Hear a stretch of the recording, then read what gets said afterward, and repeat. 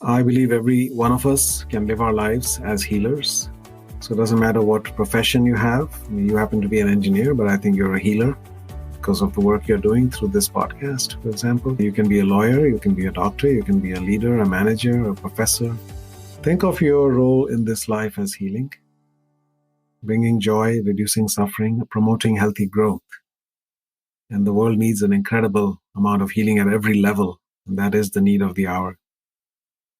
And think of business as a way of scaling love and care in the world. Hey, my friends, this is Nishant, and welcome to another episode of the Nishant Garg Show. My mission is to help people get in touch with their emotions and feelings, connect with themselves, and being a source of healing. My job on this show is to invite the world-class experts to deconstruct the practices, routines, and habits to help you live a fulfilled and abundant life. I have a request for you this time. If you have been listening to this podcast for some time, and if you find it useful, please help me in spreading the word about this little show by telling one person in your friends, family, or even in your professional circle. This would mean the world to me. Thanks in advance. And today's guest is Raj Sisodia. Raj was born in India and spent parts of his childhood in California and Canada.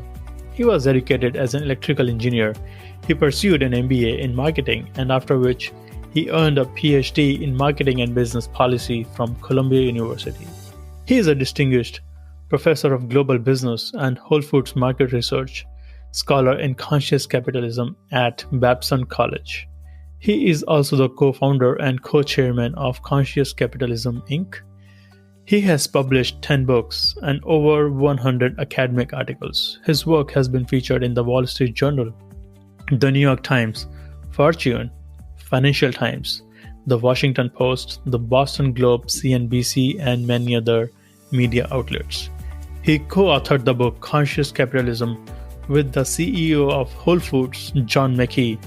In this episode, Raj details about his healing journey, blending feminine and masculine energy, discovering and fulfilling one's unique purpose, about his psychedelic Ayahuasca experience, and much, much more. Please enjoy this wide-ranging conversation with Raj Sisodia.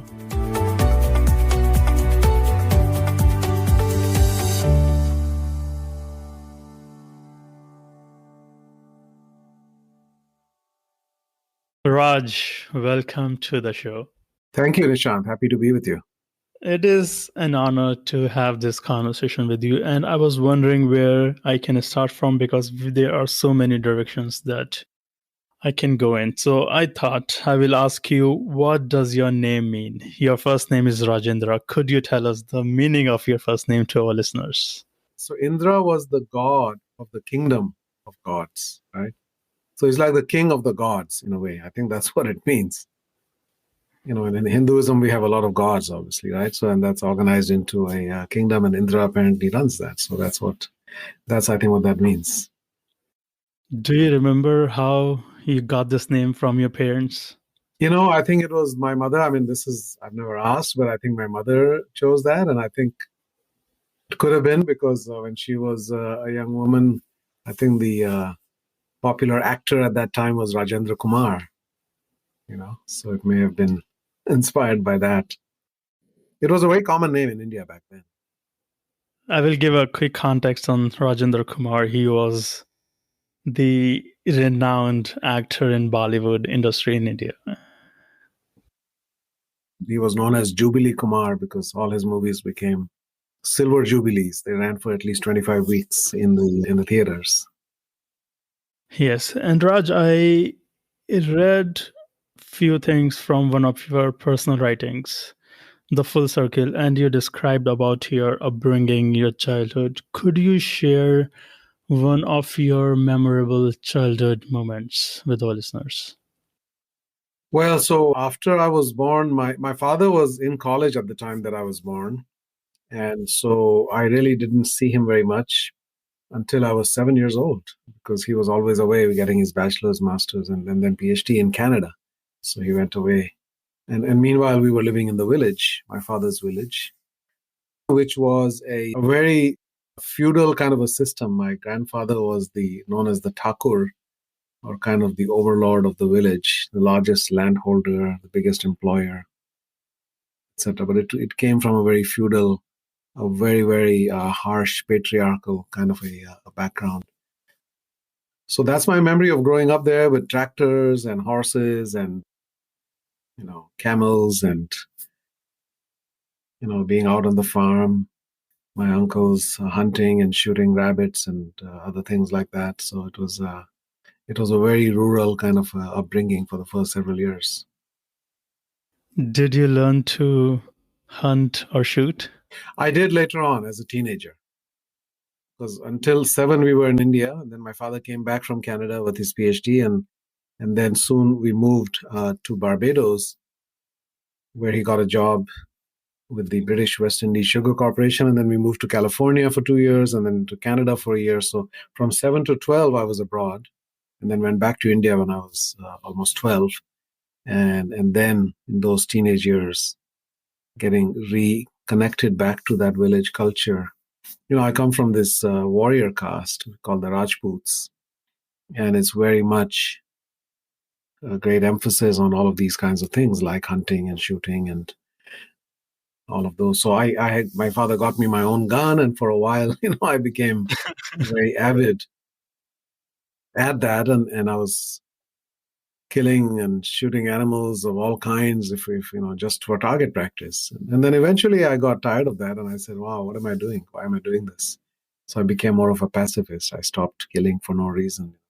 But that was kind of the culture, How was it like for you to live abroad between the age of 7 and 12 and moving back to India? How was a culture shock for you, and how did you adapt to the changing environments?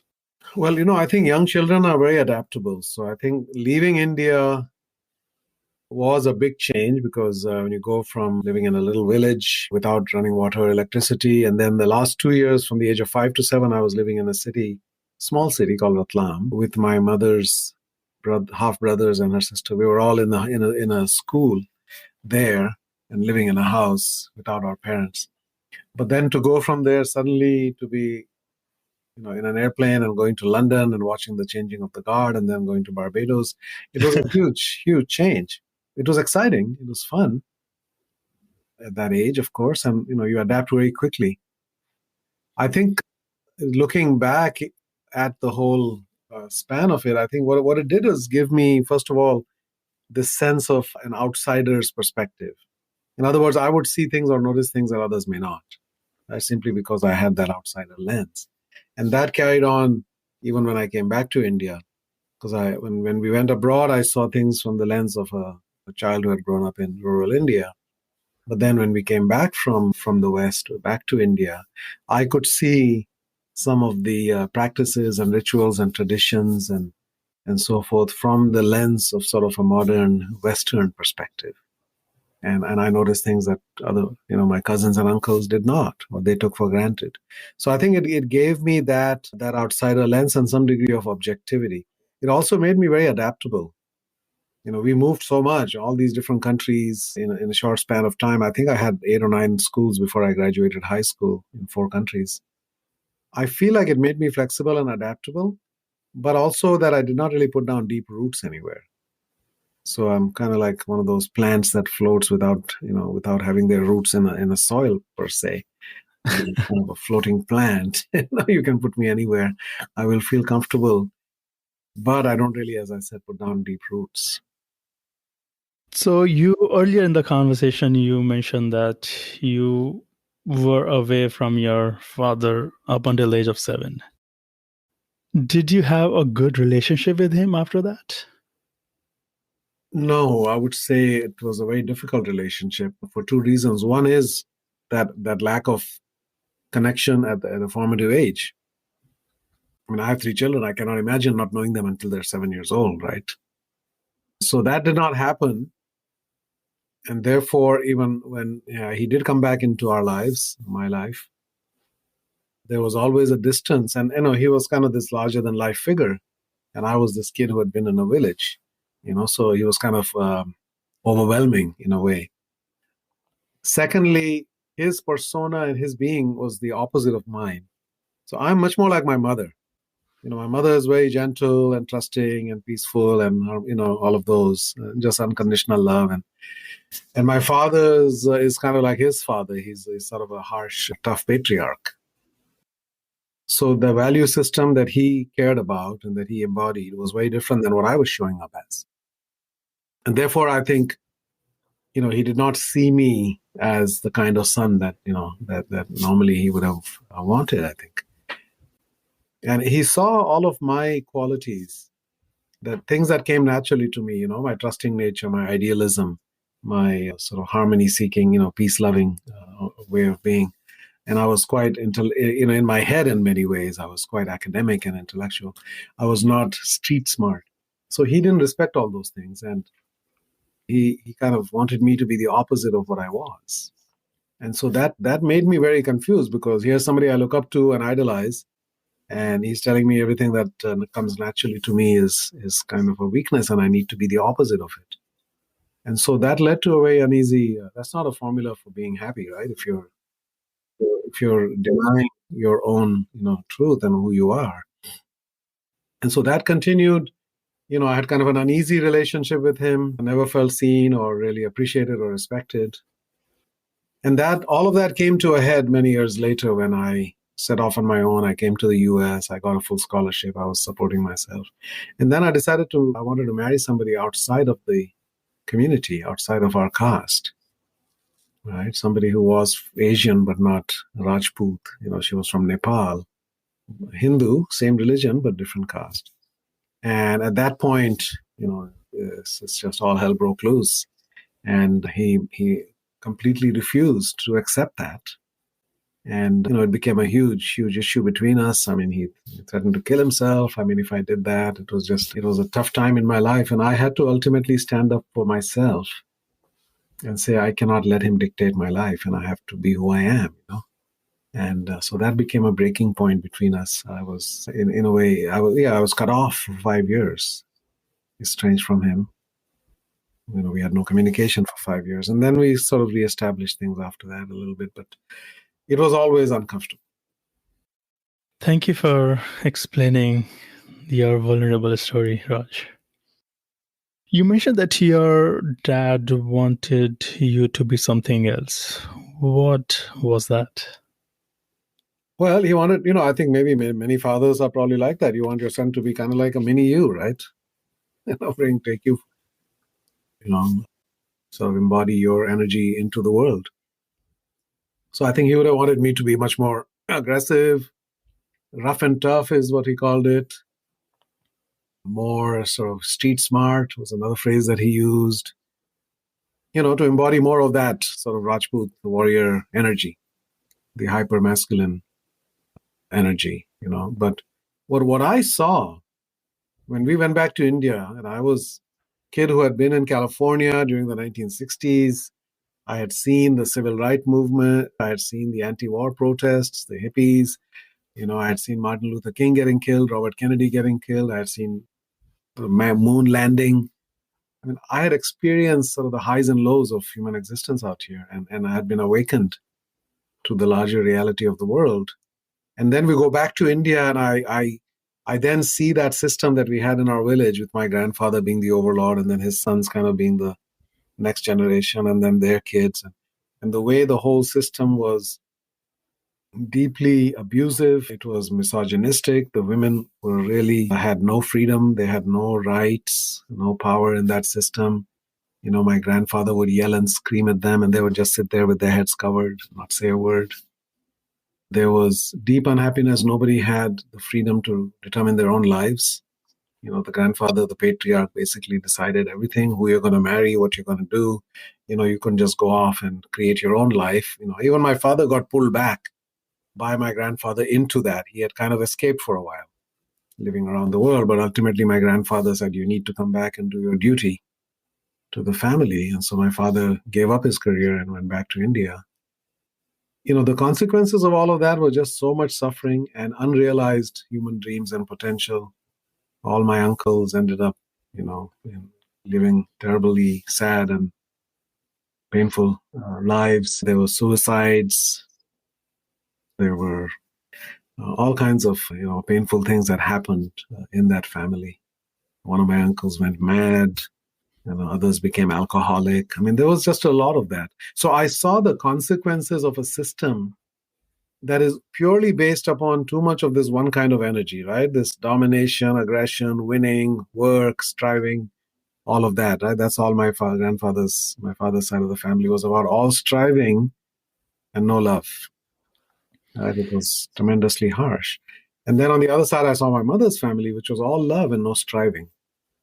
And, nobody really had any sense of responsibility or wanting to do something. It was just about enjoying life. And they had the land and they had money to do that.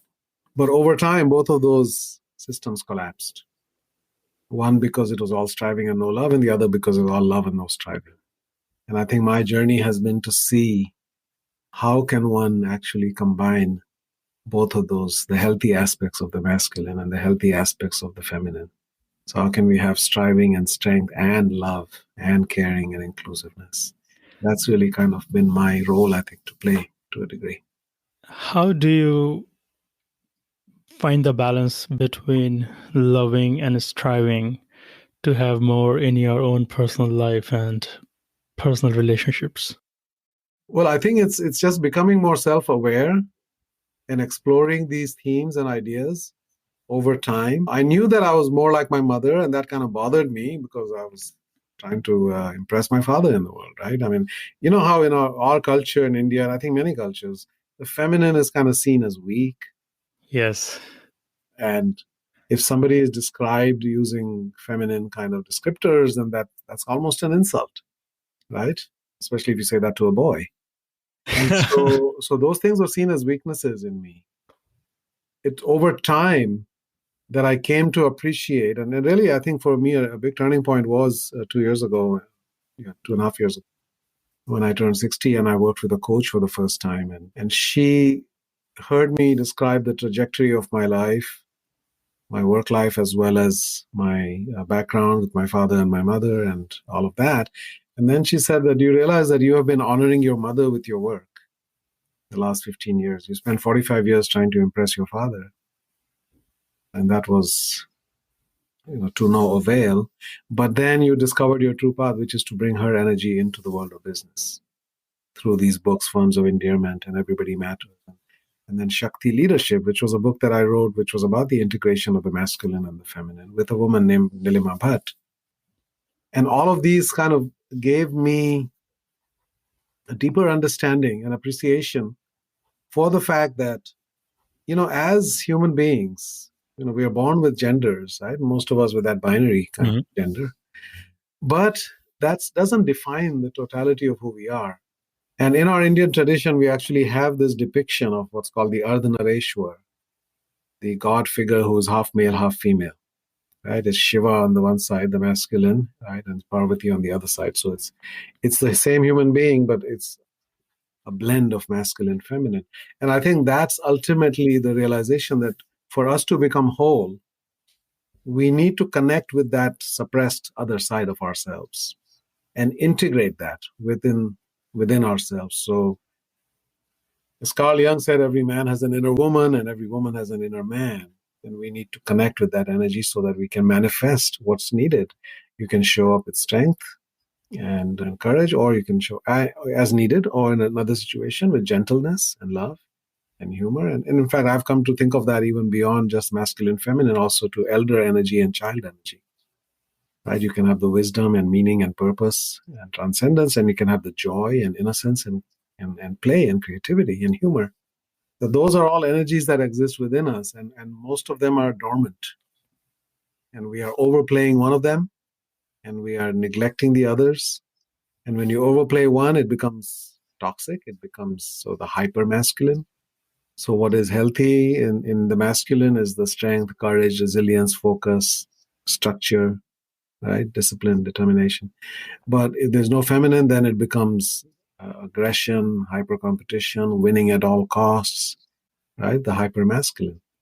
And so now I'm much more sensitive and aware about that, and that I need to cultivate, in my case, I think some of the feminine qualities have come naturally. Just, my mother brought me up as a single mother for the first 7 years.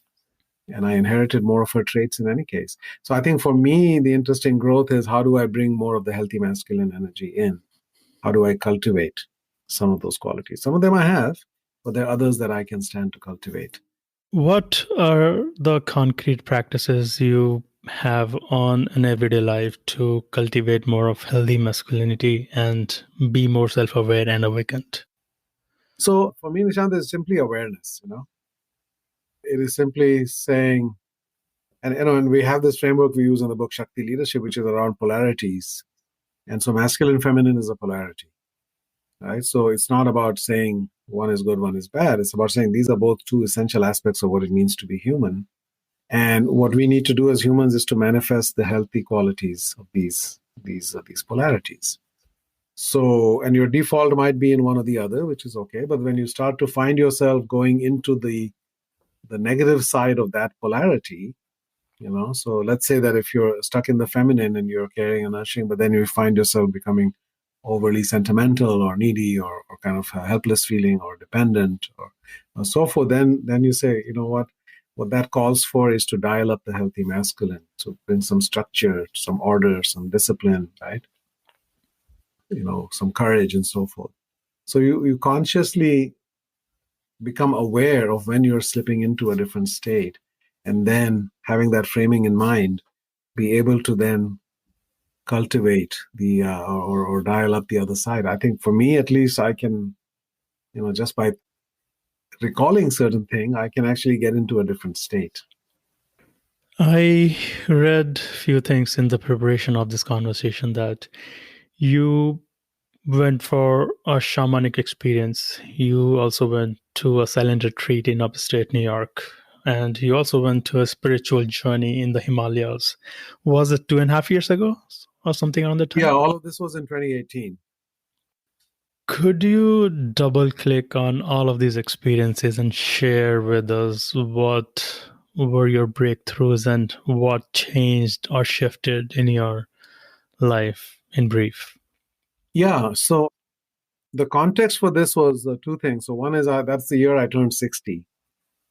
And that's a big turning point, or not a turning point, but that's really kind of a point in your life. It's kind of, there's a midlife crisis around 40, and I think this is kind of a 3/4 life crisis, or at least a milepost for us to think back and look ahead. That's a lot of life that I've already lived, and what have I learned? So, and it sneaks up on you, right? Where you suddenly, how did I become 60 years old? That's crazy. So there was an occasion for reflection that came with that. And then I was writing a book about healing. And I had just started doing the research and collecting the stories and, all of the work that goes into writing a book. And then I would say 4 different women kind of intervened in my life at that point. It was all friends. And one of them is my co-author, Nilima. Other is Lynn Twist, who started the Pachamama Alliance, who's become a dear friend. Then I worked with a coach for the first time that year. And another friend who told me about these profound experiences and breakthroughs that she had with plant journeys. And she didn't explain it beyond that, and I didn't quite understand. So she just said, why don't you come and experience it for yourself?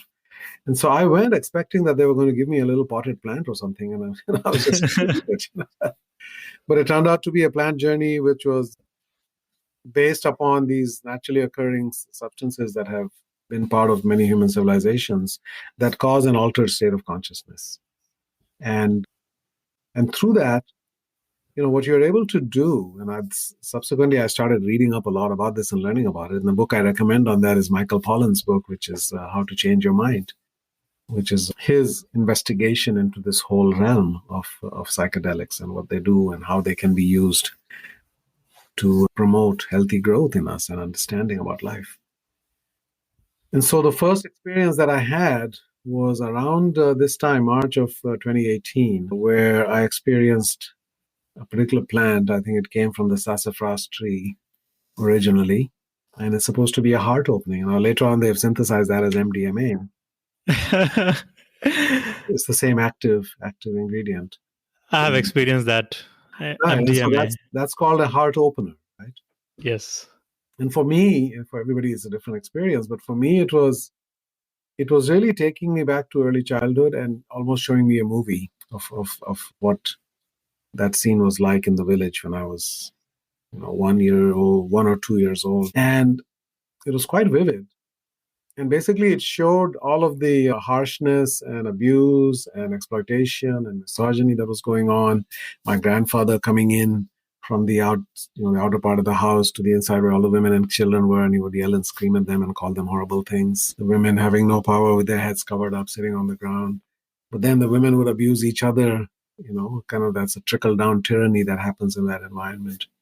I was a baby, and one of my aunts would put opium in my mouth just to keep me quiet, so that my mother could do more work in the kitchen. So it was everybody abusing and using everybody else. And within that environment, I saw these 3 points of light. And that was the innocence that still remained in a very corrupted environment. And that was my mother, and me as a baby, of course. And then one of my cousins was just a year and a half older than me.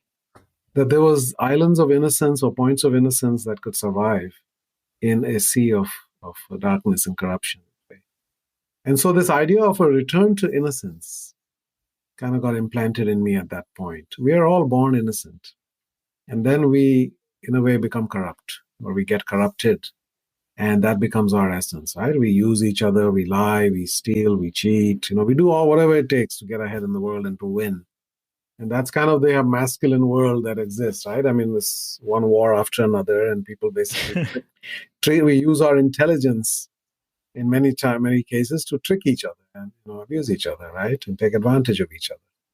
And I had a Ph.D. in marketing, right? So I mean, there's just a lot of that goes on in marketing, right? So I had this realization that, and I thought about the people in my life that I resonated with. They're the ones who have retained some kind of innocence.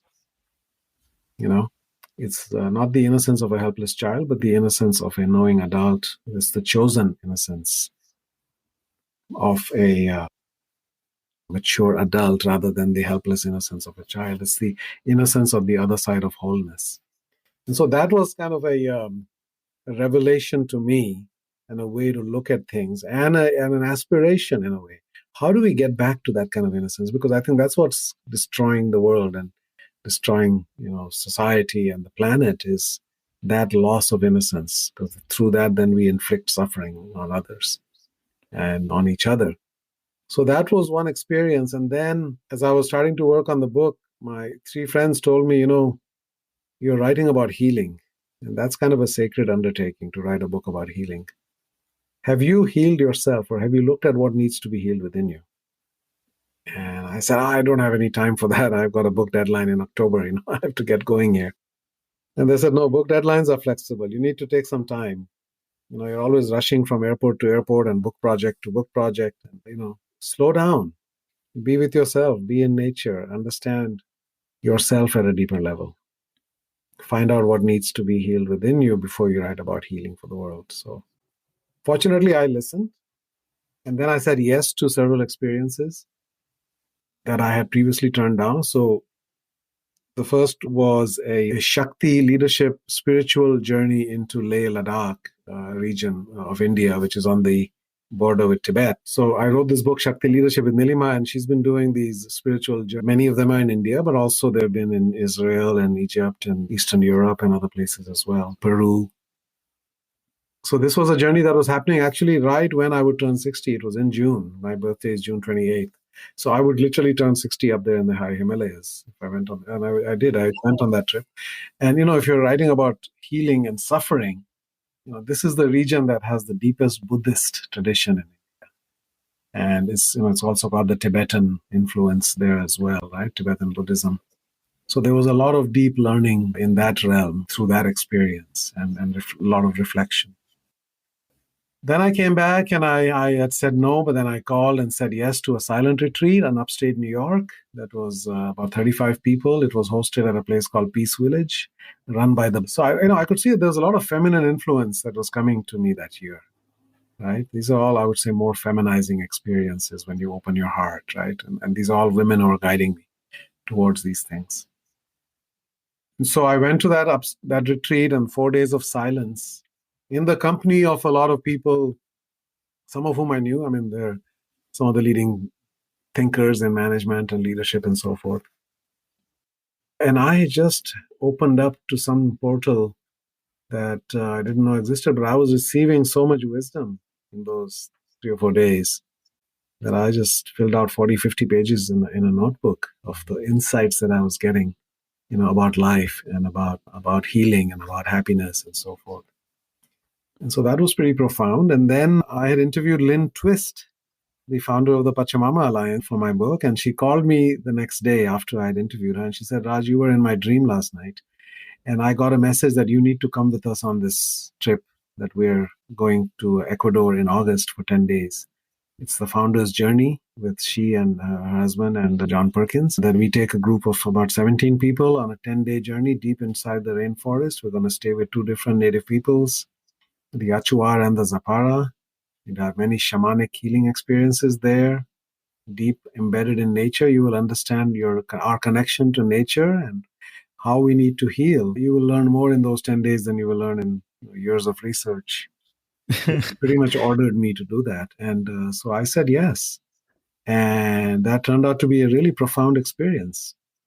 First of all, just in terms of being in the rainforest and understanding how important that is and how we have lost connection to nature.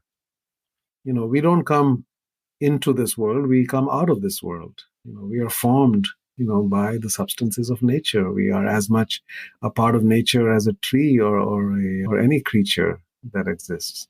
And yet we have separated ourselves, right? It's us and nature. So we've got that sort of duality between us. And these people, these indigenous people of the Amazon, really remain connected to nature in a deep way. Right? They connect to the spirit of things, even to rocks and to mountains and to trees and to all living things. Right? They don't connect just from the head; they connect from the spirit and the heart. And there's a deep knowing there, and how everything is interconnected and interdependent. And so we had a lot of healing experiences with the shamans, dream interpretations. One of their big beliefs is that the world is as you dream it. And therefore, dreams really matter. Everything that you see manifested in the world, other than what is done by nature, actually existed inside a human mind before it existed in the physical plane. Right? So everything starts with a dream. And if you don't like what we're seeing, that means we need a new dream. We need to dream a new dream. Right? So those kinds of things.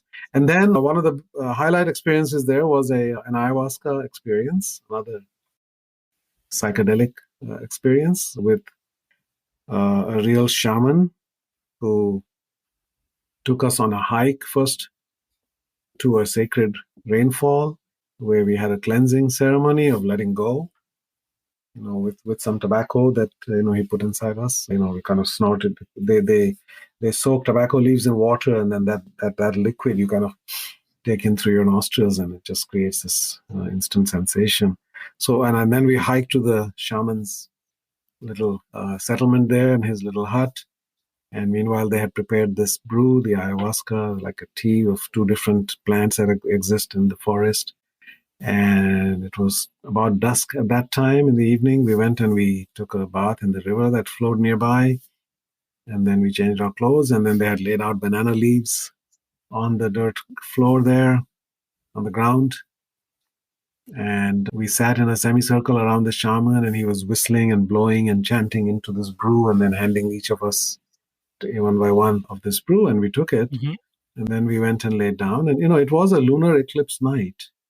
And the sky was spectacular. You could literally see 6 or 7 planets lined up from horizon to horizon and all the stars. So it was a very surreal scene. And we lay there, and it got dark. And then the shaman came, and he kind of, with his headdress, and he swished branches over us, and he's still whistling and chanting and all of those things. And then slowly this started to take effect. And ayahuasca is considered a sort of grandmother plant. It connects you to a grandmother energy. It connects you to nature, which is our ultimate mother, right? Pachamama means the mother planet. And so that was the feeling I got. It was like lying in your mother's lap. And I heard a baby crying somewhere. in the distance. And that immediately triggered in me emotions. And, I had not been able to cry for 20 years before that. I had been completely emotionally blocked and bottled up for various reasons. And all this grief came pouring out of me. People had died and all kinds of sad things had happened. And I was not able to summon my tears. Had that wall around my heart. And suddenly it all melted and I was just crying for a very long time. And there were some people helping in the ceremony. They were holding me and helping me get through that phase. And then I started to see visions. I had gone on this trip to learn about healing for myself, for business, for the planet, for society. And so I started seeing visions. So one of them I saw started out with, an image of an open palm and a closed fist, and saying that the world has too much of this closed fist energy and not enough of this open palm energy where we receive and give and connect, right? As opposed to attack and have this blunt energy towards each other. Then I saw an image of like looking from above of a long line of people, like a snaking line of people under the hot sun, standing and waiting for hours. And at the end of the line, there's a tiny little woman sitting there. And all these people are lining up to get hugs. And she is actually a real person. She's the hugging saint of India, right? The Amma. She's called Amma. Mm-hmm. And that's true. That's what she does. She goes around the world. She'll come to Boston in July, August every year. And people stand for 8 hours in the sun and they get a hug. And she doesn't even speak much English, so they're just a silent hug. But they feel this deep unconditional love and they walk away in tears. And the message that I got as this scene was being shown to me was all these people could be hugging each other as they stand in line, that they don't need to go there and find what they're looking for, that we all have within us what we need to heal for each other. Raj, I want to ask you, what does healing mean to you now? Well, the way I've thought about healing is to reduce suffering, is to elevate joy, bring more joy, and to promote healthy growth. Now, that's how I've defined it in the context of a business. Can we reduce suffering in people's lives by meeting their real needs? Can we bring joy in their lives, whether they're employees or customers or communities? And can we promote healthy growth as opposed to unhealthy growth, which is, this constant striving to sell more and, make more money and so forth. And when you were going through that spiritual awakening in multiple dimensions of healing, what was your inner voice at the time? What were you telling? Any self-talk that you remember? My self-talk was just, oh my God, just like awakening to new realizations. I was just open to being shown certain truths, right? And I just remember, with my eyes closed and just saying, oh my God, like those kinds of feelings all night long. Was it scary? No, it was very loving and beautiful. And then the third one, the most profound one that came to me that night was these 4 words floating in my vision and saying, this is what the world of business needs and the world, what we all need to heal. And the words were love, innocence, simplicity, and truth. And it came as a preformed acronym, the LIST. Like, these are the healing essentials, THE, and then LIST, love, innocence, simplicity, and truth. And then it kind of got deeper into each of those, right? I mean, we are creatures of love. We are supposed to manifest. That's the most human quality.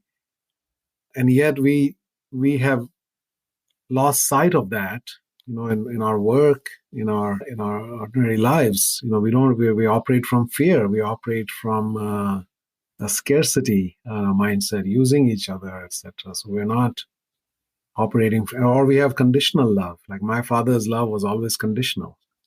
If you do what I tell you to do, or if I approve of what you do, then you have my love. Otherwise, you're nobody to me.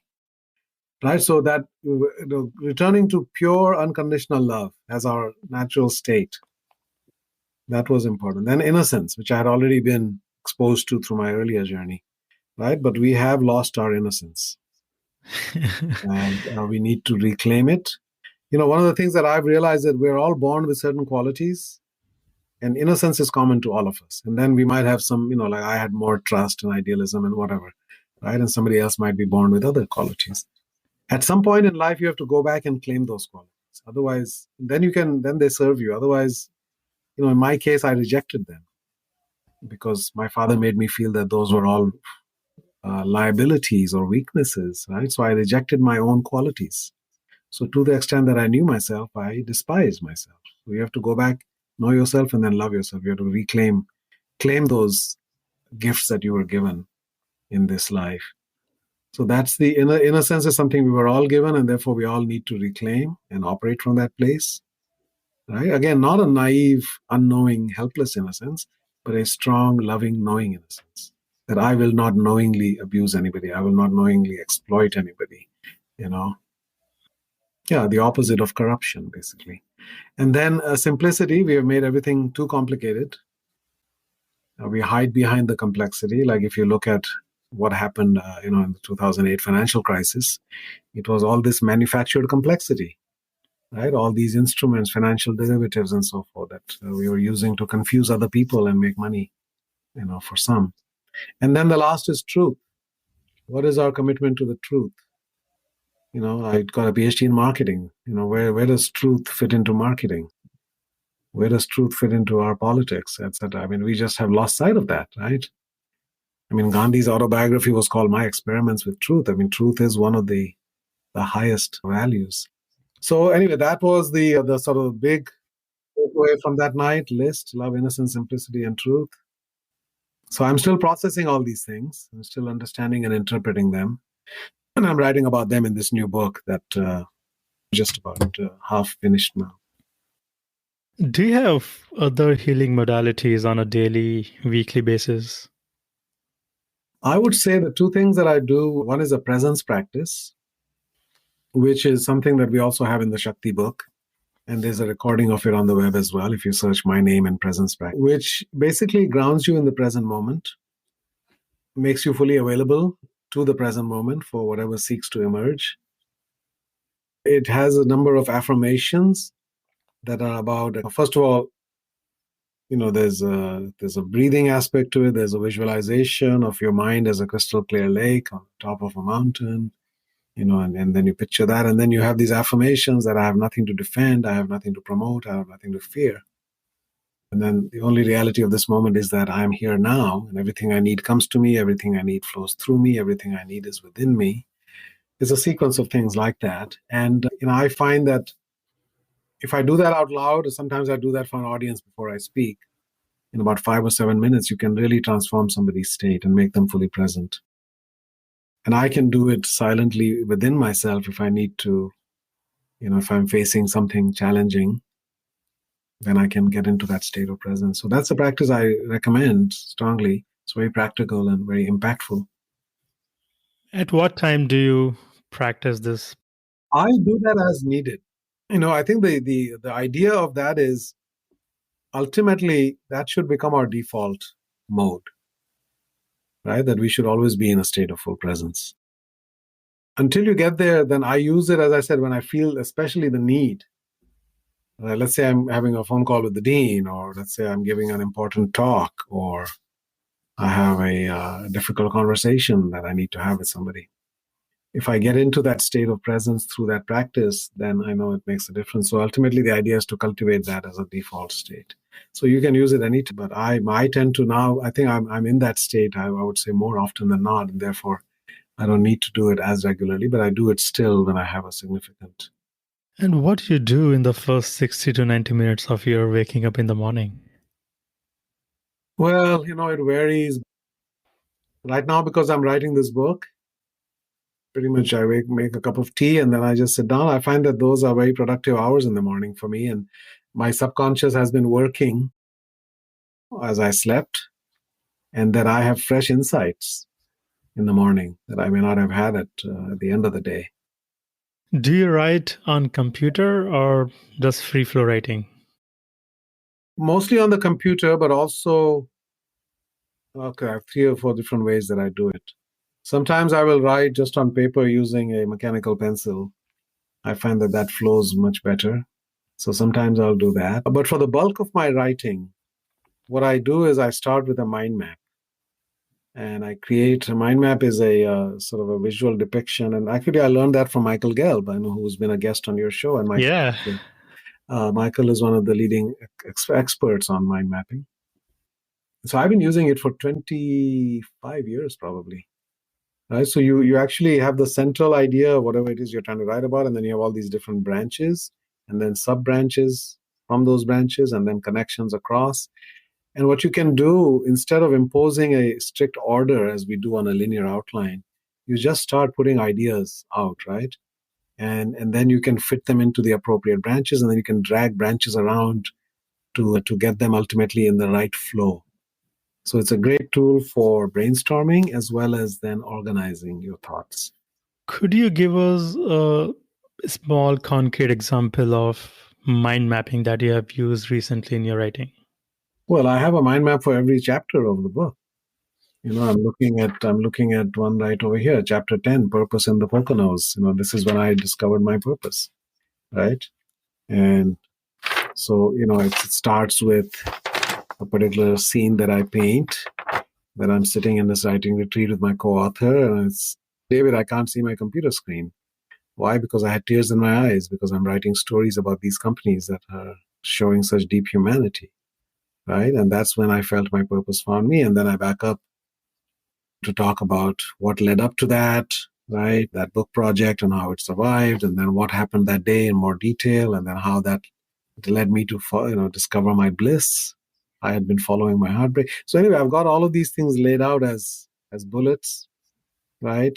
In this sort of circular, it's on a rectangular piece of paper, but it starts in the top right and then continues clockwise all the way around. And so what I find is the more time I spend on creating the mind map, and the more I fine tune that, the more the chapter will flow when I start writing, because it will have a logic. All the key points will be covered. It'll have a logical structure and flow to it. It's like an unfolding story. And then what I do nowadays for this kind of a project, especially where I'm just trying to extract what's already in my mind, that I will then take this mind map and I will dictate using voice recognition dictation software called Dragon, naturally speaking. And I basically just dictate this chapter. And within an hour or two, I'll have 5,000 to 7,000 words in a document, which becomes a pretty good first draft of that chapter. That is interesting. Yeah. And after that, then I edit on paper, and, I keep fine tuning it. But the biggest hurdle in writing is to get the first draft out and get all of your ideas on paper.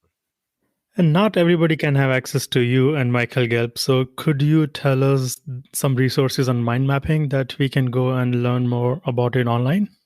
Sure. I used to do it manually by hand, but I've discovered now these software tools are much better. Michael, I think, still does it manually by hand. But the one that I use is called Mind Manager. One word, Mind Manager. And it's really powerful. It works very well. And there's all the tutorials and everything else, to learn how to do it. And it's pretty simple. Once you get the hang of it, it's not a complicated software. Yes. But I strongly recommend that. And then, like I said, for a writing project where you're just trying to organize your thoughts and they're already in you, and you just need to get them out, this sequence of mind mapping and then dictating. And now the dictation software is so accurate, right? It's like 98% accurate, that it compresses the time, and it eases the process so dramatically for me. But if it's something that requires a lot of research, then maybe there's other modalities that might. I think the mind mapping still works, but then you might have to, maybe you're not in a position to dictate as readily. I think for me, because I do so much speaking, I'm just used to articulating my thoughts. It comes more naturally to me. So I can sit in front of a microphone and just dictate. And that's how I've done about 5 or 6 books. And you have co-authored a lot of your books with other amazing writers. So are there some principles, rules, structure, frameworks to write a book with another human being? I would say no. It varies by each project. So 2 of my books have been with CEOs, John Mackey of Whole Foods and then Bob Chapman of Barry Wehmiller. And in those cases, they're not writers, right? So my role in those projects was really to be more of the writer. And so it was really about extracting insights and then adding my own perspectives and then putting that down on paper in those situations. Other projects like Firms of Endearment, I had David Wolf, who's a wonderful writer. And so he and I carved up the chapters. Once we did the outline, we divided up the chapters and we each wrote the first drafts of our chapters and then exchanged them with each other. And in the process of writing the Healing Organization, and I'm going to read 2 lines that you put it out there in your book. Quote, Michael Gelb showed me that I could be a creative and whole person, not just the left-brained, hyper-analytical type that I had pigeonholed myself to be. He helped me gain the courage to trust my own instincts and listen to my inner voice so that I could eventually discover and fulfill my own unique process. So, Raj, what did Michael tell you to just trust your instincts? Well, so the way I met Michael was that my brother-in-law had given me an audio cassette course that Michael had created on mind mapping. And so I listened to that, and then and this was in 1997. So I think the web was just starting. So I somehow found Michael, and I found that he lived not far from where I lived in the DC area. So I went and met him, and I learned more about him. I was also running an executive MBA program at the time for George Mason University. So I decided to hire Michael to come and teach a 3-day program called High Performance Learning, which was based upon a lot of the books that he had written, right? How to think like Leonardo da Vinci, how to innovate like Edison. He had written books about juggling, about chess, yes, all kinds of things, right? And so he was all about creativity and unleashing the human genius and human potential. And I had, until that point, thought of myself as, we are come engineers and you kind of left brain analytical, your whole life. And you kind of think, I'm not creative. I'm not a creative type. That was me. Yeah, I think a lot of us and we kind of get pushed into engineering in India, don't we? All of it. Saying what it means, that's where the jobs are. So you go there. And then do MBA to double your salary. Right, exactly. That's what I did. Yeah. So just being in that program with Michael and awakening this dormant right brain and recognizing that I had I couldn't draw or, create art, but I could think in a creative way. I could create things, ideas, programs. So based upon that, then I decided to revamp the entire executive MBA program and create a brand new curriculum and integrate all kinds of cutting edge things into it. And so I was starting to express my creativity that way. So that kind of then. And I was also almost 40. I was having my midlife crisis moment as I was just about 40 years old then, 39. So I was starting to think about my life and my work in a different way. And what am I really going to do in my career? So all of that came at the opportune time. And so that's how I met Michael. And then years later, we said we should write a book together. And then, he had done about 15 books and I had done about a dozen books by that time. And we kept saying, we just need to find a topic we can write on. We played around with multiple ideas. And all of them were kind of coming from our head, right? 5 or 6 different things. And we were sending them to an editor who I really liked. And finally he said, Raj, you don't write a book when you think it's time to write a book. That it's been 2 years and I need to write another book. You write a book when you have an idea that is so compelling that it has to get out into the world. Right? So what idea is so compelling that you need to get it out into the world? And then as I thought about it from that lens, and that means what is it that speaks to your soul and your heart, not just your head? That's when I went back to that healing notion. Because, there was something about that idea. I think all of us are in need of healing. And so something about that, when I had used healing as an acronym for the qualities of a great purpose. But then you realize that there's a deeper message there in this. And so then I started to create that book proposal. And that really, that did emanate from a deeper place. Your body does not lie. When you have a physical reaction to an idea, when you get chills, when you get tears, when you get some other physical manifestation, that means your body is telling you there's something of significance here. Stay with it. So that's what we did. And then in this particular book, it was my original idea was that Michael and I being experienced writers would just divide up the chapters and do the normal thing. But he said, this whole idea and this thing is coming through your consciousness. It's a culmination of all these books you've written in Conscious Capitalism and Forms of Endearment and all of these things. And so his insight was that the first draft of the book needed to come through me. And then he would then take it from there and work on those chapters. So that's how we wrote this book. I did a rough first draft of every chapter and then send it to him, and then he would then work on it. And May I ask you a follow-up question on this? Yeah. What do you mean by words coming from soul versus words coming from the consciousness? I think the idea of the book coming from the head versus coming from a deeper place. Is it just a purely intellectual exercise, or is it your soul trying to express itself in the world? Got it. Coming from a deeper place, right? I think Richard Barrett, my dear friend Richard Barrett, has written beautifully about this, right? It's all about soul consciousness and what is each of us has come here with a unique gift to give the world, expressed through our soul consciousness. That's what we need to get back to. We spend, in my case, decades, in school, right, learning and going more and more into your head. And at some point, you need to go back to your soul and your essence.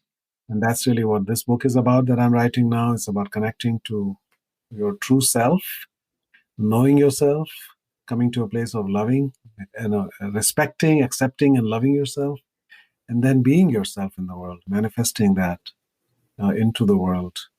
And that's where we come into our personal power and impact.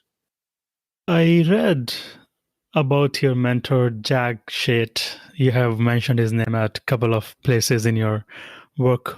Why is he your mentor, and what qualities does he have that you seek him as your mentor? Well, in the world of academia, I was kind of a fish out of water. I mean, I did not really find a natural harmony with the culture of academia, business academia, that I became somewhat accidentally part of. And I had no real role models or people that I would seek to emulate in my Ph.D. program at Columbia. And it was not until I met Jack Shate that I found somebody who personified the kind of presence and the kind of work that resonated with me. So he was doing work that was interesting and insightful, but also impactful in the world of practice. And so he wasn't just a pure academic. He was working with companies. He was working with leaders. He was shifting actual practices in the world. And so that broader canvas on which to play, that was a big part. And also coming at it with a kind of consciousness, social conscience, trying to make the world better through business. So all of those things which were latent in me, I saw them manifested in him, in his work, and he was enormously successful and respected. And so he kind of took me under his wings. I mean, my career was going nowhere because I was just unhappy, and I didn't even respect my own profession. I thought, who needs more marketers in the world? I said, my father got a PhD in plant breeding, cytogenetics. He's trying to cure world hunger. And I got a PhD in marketing. I'm just trying to sell more potato chips. I said, I did not respect. I kind of had a sense of shame about my work, that I spent all this time and effort, doing something that's really not that important. And therefore, I was always looking for a better way, right? And then connecting with Jag helped me then get on track and start to do some things that were meaningful, and then eventually led to all of this work. And Raj, what is the specific impact you want to leave on this world? Well, I define my purpose as to bring heart, healing, and soul to business and leadership so that we can build a better world for all. I think there's no more greater leverage that you can have than to shift a leader. Because through that leader, then you impact hundreds, thousands, tens of thousands of lives of people that they lead. And so if I can help shift that, if I can bring that consciousness to leaders and get them to see their role differently, get them to define the purpose of their business differently, get them to operate from love and not fear. If we can do all those things, then that I think is the biggest way to positively impact the world. Business is the most important institution in terms of impact in the world, and leaders are the ones who have the biggest impact on the business. And so that's where we need to focus. And I would like to underscore one very important thing before we conclude our conversation. So I read that your vision is to have the other side of the river near your mother's village return to being green and blue again, to have the water restored to its pristine beauty, and to return to your father's village and hear the birds sing once again. So do you need any support from me or from our listeners to fulfill your vision, Raj? Well, I think all of us starting to elevate our consciousness and to think more deeply about the impacts that we have in the world. My new book is called Awaken. And I think the challenge is for us to not only awaken, but to remain awake and have a sense of urgency. We are in what's called the decade of determination, where unless we shift dramatically in this decade, we are heading down a very destructive path on this planet. So there's a sense of urgency about it that we need to recognize that we don't have a lot of time to make a difference. And secondly, in each of our lives, this sense of urgency, how much time do we have? We're born with about 26,000 days in our lives. That's the span of a typical human life. And if you look at your working life as part of that, we're down to a few thousand now, for me, left. And so within that time, we have to live as intensely and as lovingly as possible. And we have to stay, and you might do that for a few hours, and then you go back into your trance and you go back into your patterns, right? So one of the things I love about these psychedelic experiences is that they quiet your ego. They shut down your what's called the default mode network. They allow you to see connections and possibilities that you don't see otherwise. And I think our challenge and our necessity is for us to stay awake and stay connected to that realization and that energy so that we can use, we have limited finite time here, but within that finite time, we humans have infinite potential and possibilities. We are divine beings. We can create. No other creature on this planet can create. We can create. And that's really what we need to be living into rather than forgetting. We tend to forget who we are, what we are. Do you have any closing thought or anything you would like to share with our listeners? I believe every one of us can live our lives as healers. So it doesn't matter what profession you have. You happen to be an engineer, but I think you're a healer because of the work you're doing through this podcast, for example. You can be a lawyer, you can be a doctor, you can be a leader, a manager, a professor. Think of your role in this life as healing, bringing joy, reducing suffering, promoting healthy growth. And the world needs an incredible amount of healing at every level, and that is the need of the hour. And think of business as a way of scaling love and care in the world. That is so beautiful. Thank you so much, Raj, for this beautiful, awakened spiritual conversation. Thank you so much. You're welcome, Nishant, and thank you for doing this podcast.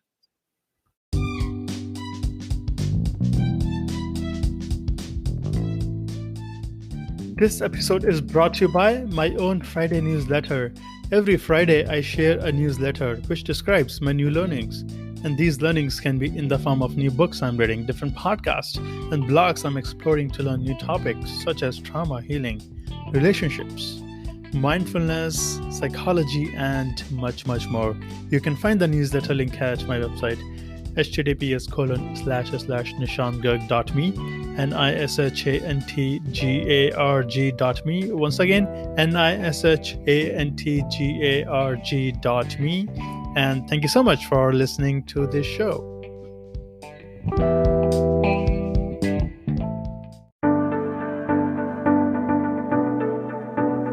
Thank you for listening to this podcast episode today. If you did enjoy this, please subscribe to this podcast on Apple Podcasts, or you can visit https://nishantgarg.me, NISHANTGARG.me.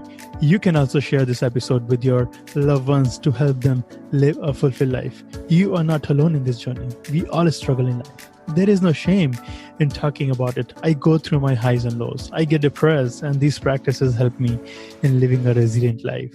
You can also do this. You got this. Don't judge yourself. You are doing the best you can.